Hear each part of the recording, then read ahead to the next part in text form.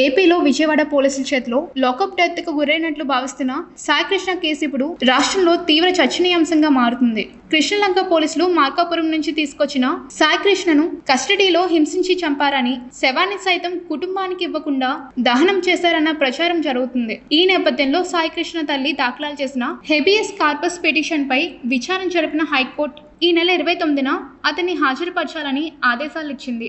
అయితే ఈలోపే కీలక పరిణామాలు చోటు చేసుకున్నాయి. సాయికృష్ణను కస్టడీలో చంపేశారని అతని తల్లి చేసిన ఆరోపణల ఆధారంగా ప్రభుత్వం బాధితుడిగా భావిస్తున్న కృష్ణలంక సిఐ నాగరాజ్ను తొలుత సస్పెండ్ చేసింది. ఆ తర్వాత అరెస్టు కూడా చేసి ఇటీవల కోర్టులో హాజరుపరిచింది.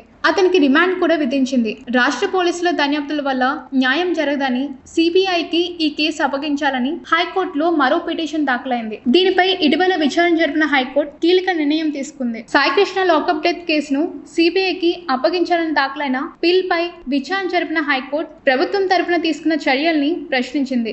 దీంతో సిట్ ఏర్పాటు చేసి దర్యాప్తు చేస్తున్నట్లు ప్రభుత్వం తెలిపింది. అలాగే ఈ కేసులో నిందితుడిగా ఉన్న నాగరాజ్ను అరెస్టు కూడా చేసినట్లు వెల్లడించింది. దీంతో హైకోర్టు సిబిఐకి ఈ కేసును అప్పగించే విషయంలో నిర్ణయాన్ని వాయిదా వేసింది. ప్రభుత్వం ఏం చేస్తుందో వేచి చూద్దామని న్యాయమూర్తి వ్యాఖ్యానించారు. ఈ కేసులో తదుపరి విచారణను వచ్చే నెల 6వ తేదీకి వాయిదా వేశారు.